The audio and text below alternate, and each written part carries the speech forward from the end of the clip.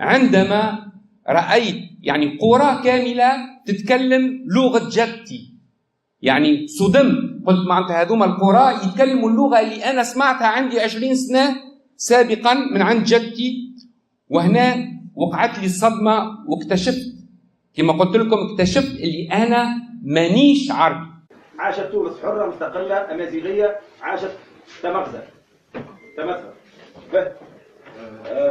أقيل الكلمة الآن للأخ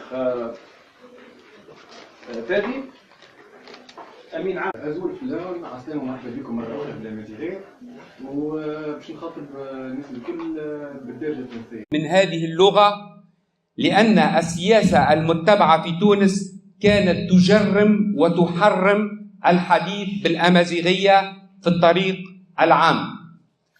وهذا الوضع اللي معناتها تبعته السياسة بعد ما يسمى بالاستقلال من فرنسا اعتمد على 3 مظاهر معناتها أساسية أو أصعدة أساسية من أجل محو الأمازيغية تحت طائلة عسرنة المجتمع التونسي. وأصبحنا احنا بدون تاريخ أصلا.